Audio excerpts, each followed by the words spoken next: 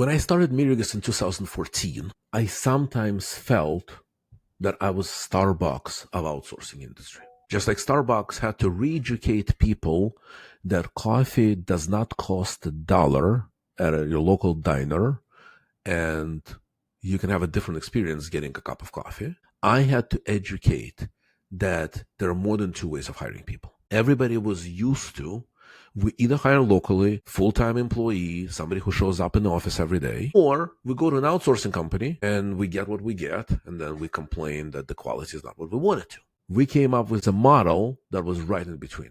It allowed hiring managers, companies, to hire people remote and get identical experience and identical results to what you would get from someone walking into the office. Now, this was 2014, 2015, before COVID. Not everybody understands remote culture. Not everybody understands that global market of engineers is not necessarily driven by price, but often driven by quality, meaning you can get better quality.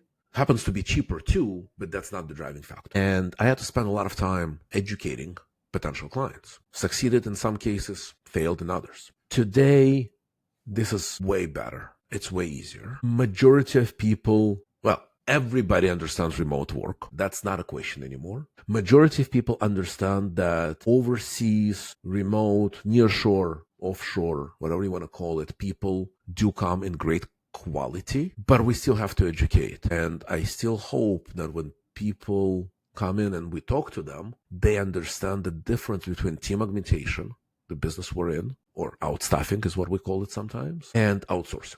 Completely different models, completely different businesses. Allow you to get access to talent that is remote. Both allow you to save significant money compared to the local US market, but very different businesses. The entire business model of Mirigos is built on you're hiring a member of your team.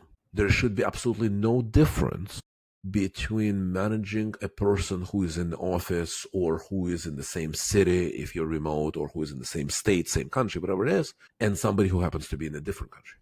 Just should be no difference in how you manage them, in your expectation of them, their expectation of you. There shouldn't be like none of the differences. Yes, you do save money because labor costs are different, cost of living is different, everything is different, and you do save significantly. In reality, you save over 50% compared to local US hires. But that shouldn't be the motivating factor. One of the risks we see is when the client comes in and says, we came in because we want the cheapest possible person, right? That's not our target client. Different regions have different cultures. You cannot be culture blind. And I mean this in a best possible way, as to you cannot replicate a US employee, or you cannot think you're replicating a US employee that just happens to be somewhere else.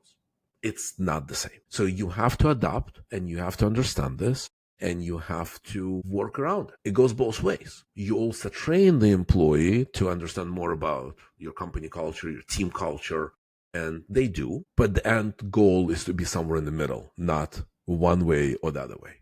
You're somewhere in the middle.